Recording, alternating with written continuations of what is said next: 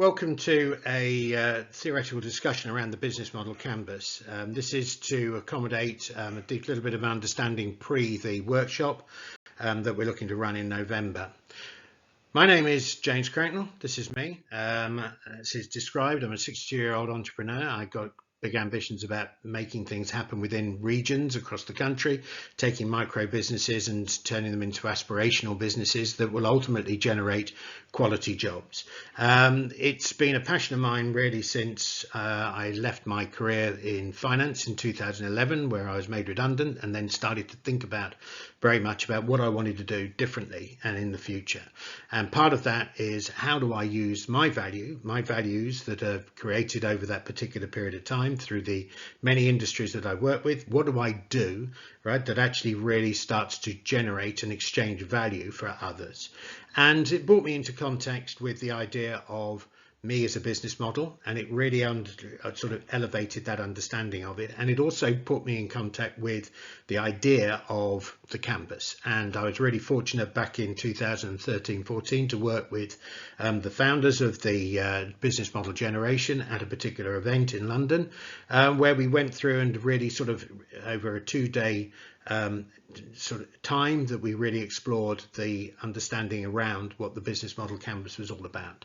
But it really sort of over the last 10-12 years since I'd left the city and been very much involved in growing this particular business idea, this particular area. And so that brings us on to my colleagues who I work with and the organisation that we've created, which is the Weave, and where, if you like, we are all about interweaving all of those regional resources in order that we can support the micro businesses to become more growth orientated and create quality jobs in the process. So this is the team. Adam is the co-founder, Magdalena is also the facilitator and mentor, and also Alex, who heads our podcasting side of things and the host, and Victoria, who is also very much involved in our social media and our representation.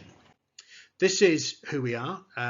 So we think of ourselves as a community of practice in the field of innovation and entrepreneurship. We're there very much developing that community because we believe at the end of the day it's regionally connections that really matter in this particular process. If we can grow the community and we can educate them, we can entertain them, we can develop them, and we can really sort of facilitate those interactions and those connections, that we can actually start to break the glass ceiling on growth and actually start to get these businesses into that mindset of growth before they get to scale up organizations. So welcome to today's session. It's introduced the concept of the business model and the business model canvas. We'll look at that in more detail, like I say, in the actual webinar and the actual workshop itself, but we're going to give you an overview of the canvas and the flavor of what it can do and the kind of way that we can engage with it. So the first thing to think about in any of this is, let's not confuse what business models really are. Business models are very much around if you like, the engines of that system, the engines of a business that bring together the purpose, they bring together the components, and they put together the interactions that then ultimately are replicable, but also sustainable, and therefore grow the businesses. Revenue streams are an aspect of our business models. They feature very heavily within what we're doing. They're vitally important, and we always recommend, when we think about business model development, that we're thinking about creating ecosystems of revenue streams in order that we can create and build resilience into the business. So the first sort of exploration of business models that really sort of kind of gets talked about in the academic literature is the Gassman model. And Gassman really tried to describe, it was the first attempt at describing what is the value creation process within that. Porter has talked about the value chain and the value chain analysis, and that's an integral part of the overall understanding of how an organization creates and extracts value and margin at every single opportunity that it can.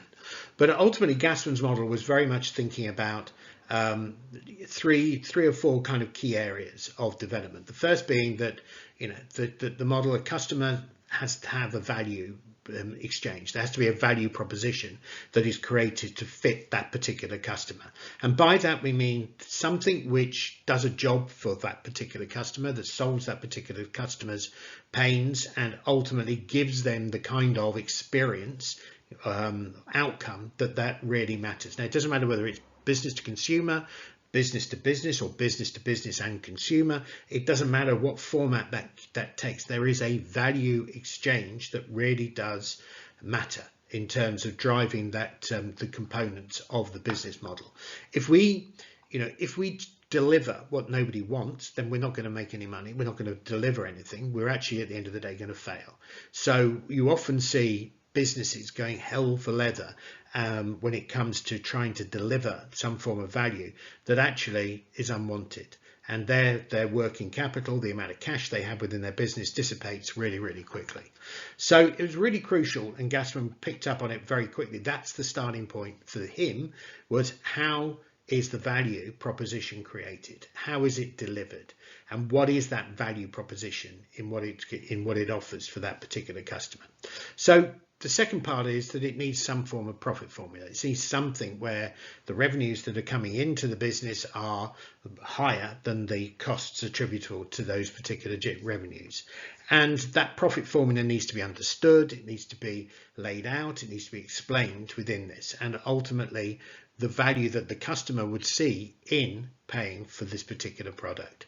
So the profit formula is hugely important when it comes to the effectiveness and the efficiencies of the way an organization will develop and grow. And then basically Gassman focused in on the value chain, which included the key resources of the business, the processes that needs to deliver, and that ultimately would drive that profitability. And it touched on it, it looked at it, and I think that the interesting part out of all of this is that it was a very formative kind of understanding, and it became the foundational work of Alex Osterwalder and Yves Pignou in when they developed and created the business model canvas, or the business model canvas, and through the book, the business model generation. So that's their description of what is business models, and it is that value capture that really is there. It's the rationale, it's the reasons, it's the understanding of it, and ultimately it's about a visual tool that helps us engage with the narrative of that business. Now, it's really important to understand that a value proposition or a canvas is specific to a business at a moment in time. I think it is a snapshot. It's like a balance sheet in a lot of respects in that regard. It's a snapshot of the business, and it's ways that we can actually look at what is happening right at this moment for a particular customer. There's no clear starting point on a business model canvas. You can start your exploration, your narrative, your understanding, but the most important thing about the canvas itself is it is a discussion document. It is a mechanism to create a common language, right, that we can all engage with and understand. And when we put the canvas in front of somebody and we talk them through it from a facilitated perspective, we're asking questions that ask the end user, the businessman, the entrepreneur, to understand how those interactions are actually occurring. So here is the canvas in one design. You can get these canvases via Strategizer themselves, and we would always recommend that you look them up online and download the official documents and the official canvases, and use it and acknowledge that it's coming from those particular sources. But they're the 9 building blocks, and on the right hand side as we look at it, we've got that customer facing element, the segments that we're working with, the relationships that we want, the channels that we're trying to actually interact with down our customers. And channels are always two-way affairs, the things at the end of the day where we're getting the information, the output, whatever it is, into a particular channel, and ultimately receiving information and data in the other direction. And the value proposition, that talking about what that exchange really is. And then ultimately on the other side, we're talking about the resources, the activities, and the partnerships that will drive the business models to fruition and to delivery. At the bottom of it, there's that profit formula, the revenues that we're going to be creating, the cost structures that we're going to be incurring, and understanding where that cost benefit or that relationship really resides. So in this instance, we've got to start somewhere. So let's start with the value proposition and the customer segment side. We bring the two together because there is a value proposition for a customer. And if we get more and more specific about what that customer and who that customer really is, we become more refined about the value that we're ultimately creating. And then we kind of ask ourselves within the confines of the business, how many of those customers truly exist? What is the demographic? What is the size, the serviceable market that we're aiming to actually attribute and exchange that particular value? Is it 10 people? Is it 100 people? Is it 1,000 people? Is it 1,000,000 people? Whoever it is, at the end of the day, that we have identified that we want to serve and service, then ultimately that value proposition has to be relevant to that segment. The problem is that too generic becomes too generic a customer, becomes really hard to reach and find that customer. So we have to be specific and we have to be targeted about that exchange and the relationship that we want to have with that particular person. So the value proposition and the customer segment are crucial areas of discovery, and there is a separate canvas, and we're going to talk about that in the second workshop that we're going to be putting together, and we're going to also be looking at it from another one of these theoretical looks of what we're doing. But this relationship, there has to be, if you like, this idea of congruence, to understand that what you're providing here has a demand, has an outcome in that customer side. So that part of it, what we provide into the customers, and then ultimately the customers want to come back because they like the exchange. If we get that, we end up with this whole idea of fit, something at the end of the day that works because it's needed and works because it's warranted, and it's the right customers for that particular experience. The thing about this is that fit is not something that happens straight away. There is a refining process that goes through in any delivery. There is, well, does the customer value this? Would they value that? We have to understand, we have to experiment, we have to think things through, we have to innovate different ideas into that particular space and constantly find the metrics and the evaluation to be able to understand how that relationship is really panning out. So you can often explain with a value proposition, something is, this is the job I'm doing, the pain that it relieves, and the gain that you'll get is this. But there is still a perception between each of those, which is simply this: do I value it? Does the customer truly value what you're providing? So these are vital parts of that kind of inquiry, that piece of research that we need to get a handle on. So there are bundles of products and services that you can combine. You can create ecosystems within that, within your business models. You can look at asset exchanges, you can look at franchises. It's all about whether the customer at the end of the day really does understand and like what he's getting. That's part of that particular, kind of discovery that you're going through. Our customer segments, well, we break our customers down into not just simply demographics around age or location, geography, whatever, educational background or whatever. They all can figure, but people buy in different ways. They don't, just because you're over a particular age, you're not going to go and just shop at Marks and Spencer's if your personality is always about something else. So you've got to reconfigure, right, that kind of idea of what a customer is. And we've got templates and things and ideas around the way that you can actually do that. But if you look at it from this particular pie chart or this particular area, each of these relevant areas are things of exploration, of understanding. And when you create a loyalty card, right, for one of the big like Tesco's, when they created their first loyalty card, all of this information was extracted from that. The personality, the needs, the benefits, the channels, what do they do? Where are they? How are they engaging? What's that relationship like in that regard? What kind of relationship do they want? What are the jobs that they really need to be done? Right? We can educate them about how they could do it themselves, but realistically, we give them that information and then ultimately they turn around and say, oh, I need somebody to do it for me. So, and how will they pay? What's their optimum way of paying? Whether it's they want to pay on a monthly basis, or whether they want to pay on a, sort of annually, or whether they just want to pay, once the exchange has happened. So the traditional, shop bought item, the walk in, the exchange there. You have to understand the meat on the bone when it comes to the customer, because we really want to understand their their values, their personality, and the way that they're ultimately going to be buying from us. Channels, this sits within the customer side of the thing, how we reach people, how we engage with people. Channels get, about getting found, but they're also about giving the customer the opportunity to actually engage with us, to evaluate our offer.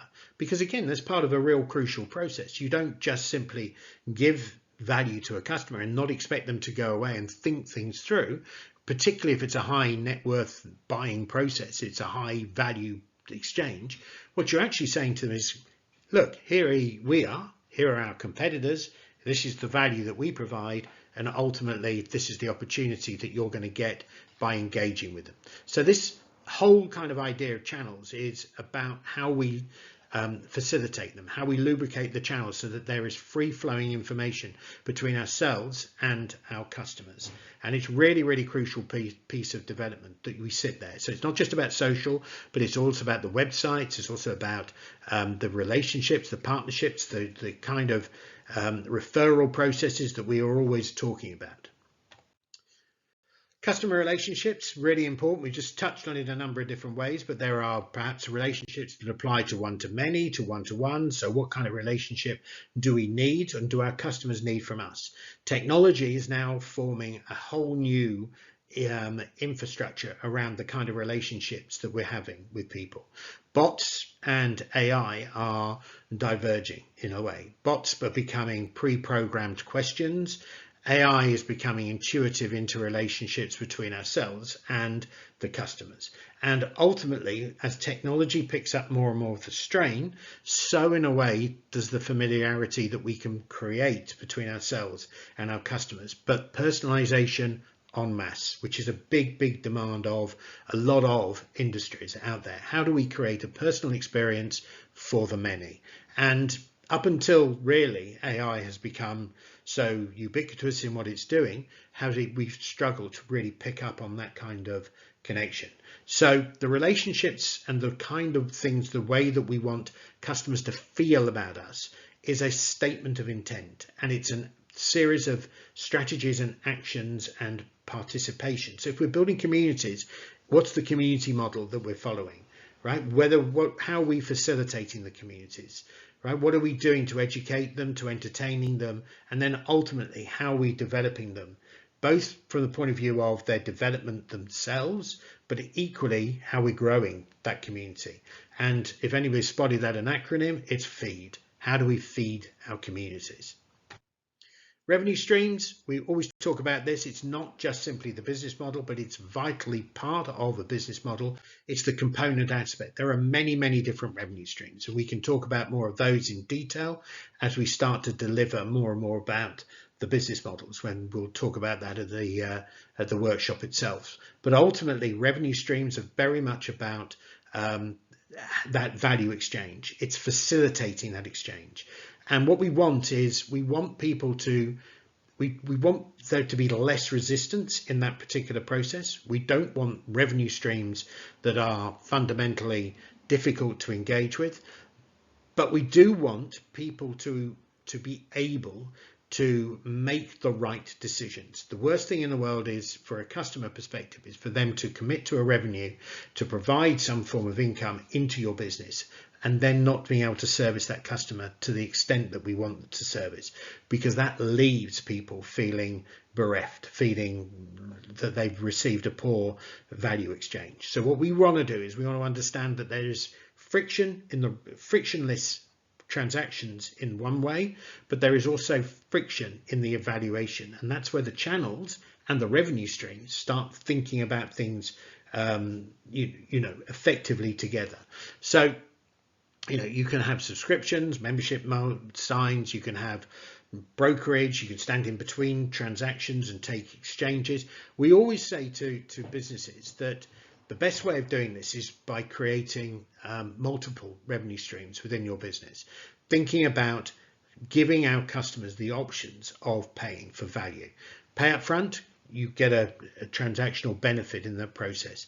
Pay at the end, you pay a higher price, but you ultimately will experience some aspect of it. Some, you have to experience some aspect of it before you pay. But the bottom line of it is you want something at the end of the day that works for your business and works for your customer. And when we say it works for your business, it works from the point of view that it's keeping cash within your business and allowing your business to have a diversified series of revenues that create resilience and the ability to withstand certain factors. And again, when we work with businesses over the crisis, the COVID crisis, and when people's business models were collapsing left, right and centre, often the ones that we found that were sustainable had multiple different revenue streams embedded within them. Not all, it wasn't about having to be able to cope with all of that revenue, but it was being able to actually withstand the loss of other revenues. So again, within the profit formula, we have to think about the costs and the cost structure. So again, on the canvas, that's the left-hand side in a way. And often costs are what people always associate with keeping it at the lowest possible level. It's actually keeping costs at the lowest possible level that's right for the value exchange that you are creating. There is absolutely no point in building a high-end motor vehicle with low quality, low cost product, because at the end of the day the components will fail and the brand will suffer. So we need to evaluate costs and the way that we want things to work within our business in respect of how that value proposition is being built and how that is being exchanged with our customers. Some people will pay a higher price for a stronger brand and a deeper set of communications and set of values. If you are absolutely involved in buying sustainably, buying green, then the chances are under the current system you're going to be looking at potentially paying a higher price in order to cover that particular value exchange. The point being is that you are willing to do that and that there is a valuable purpose on the back of doing that, and that's really important. But politics aside and all the rest of it, this is a consideration. What is our cost structure? What are we trying to achieve within our value exchange? But at the end of the day, that has to marry up to what the revenues are that we're bringing in. And if we're going to scale a business, we have to find ways of minimizing the growth in cost delivery with revenues as they come through the door. And often platforms fill into that particular role. Key activities, really important in that regard. What are we doing to deliver the value proposition? What are we going to be doing to actually make those channels work? How are we going to be working with our customers? What are we doing to deliver the relationship that we want? And ultimately, what are we doing within the business that's going to drive the revenues and the expenditures accordingly?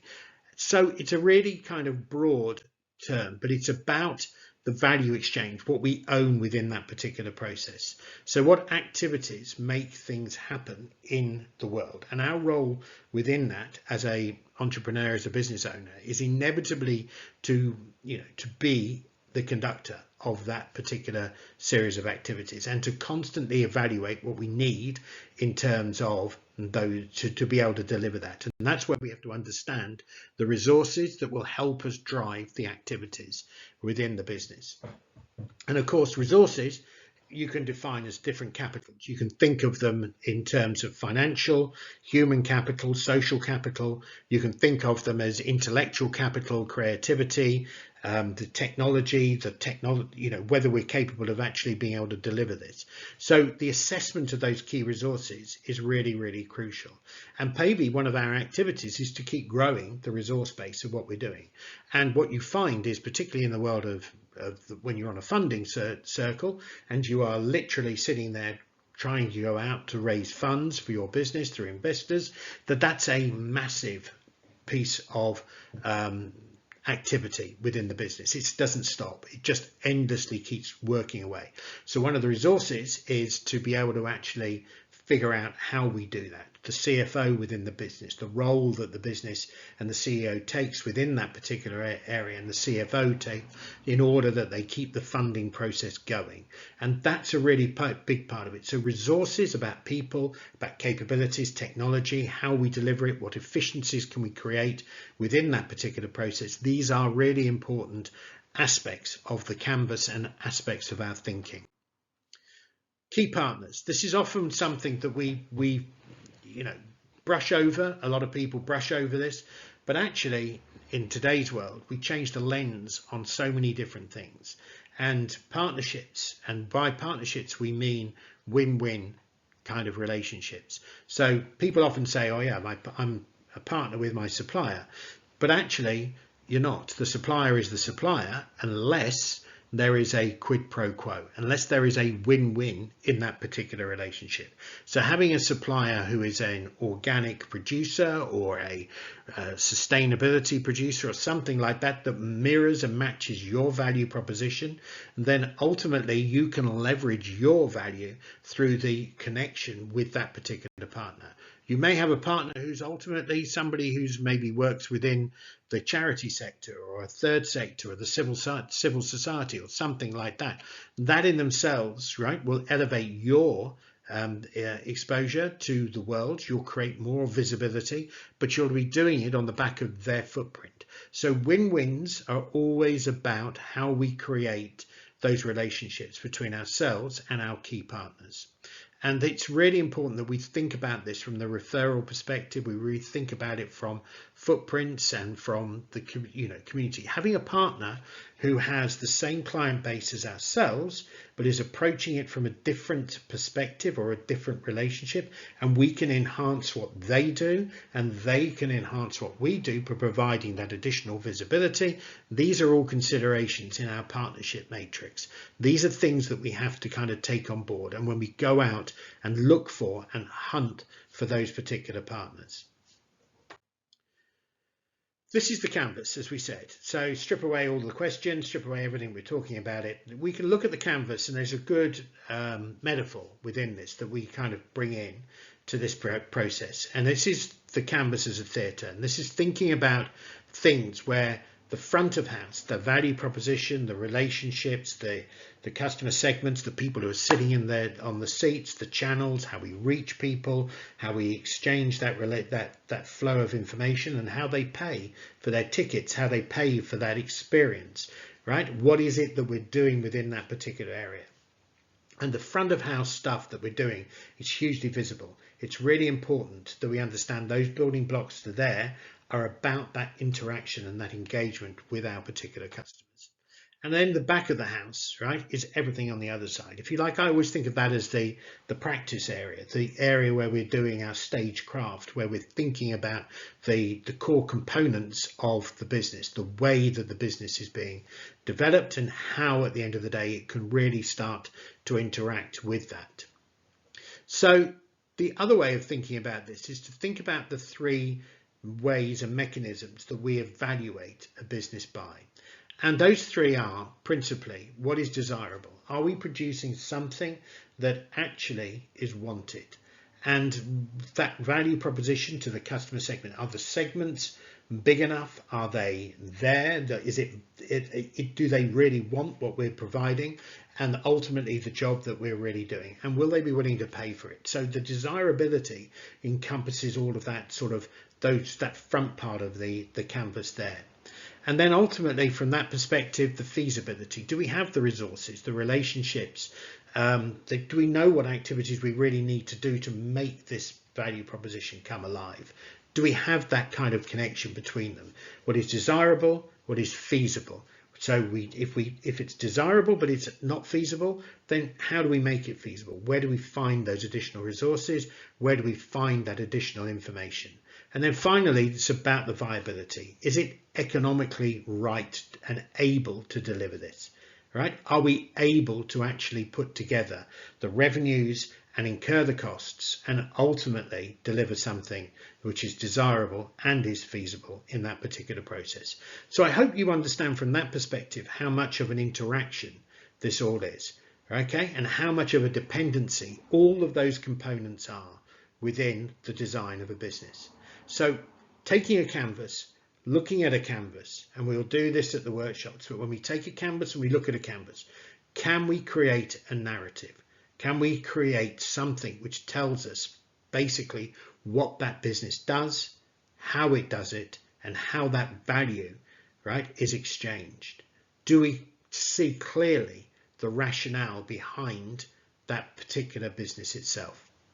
And if there are gaps and if there are holes in any of those particular components, the building blocks, then we have to understand how do we fill those bits, because we can't leave those gaps unfilled. Every block has to have a component aspect to it to make things happen. So that's it. That's the introduction. That's the technical look at the canvas from that perspective. When we meet again, what we'll be looking at and what we'll be thinking through is very much about how those interactions come alive and how that really matters. If you want to know a bit more about the weave, then that's where we are and what we can do. If you want to reach out to me on LinkedIn, if you look me up, I'm James Cracknell, and you'll find me on LinkedIn, and by all means join there. Follow us on the weave as well. So thank you very much indeed, and I look forward to meeting you in November.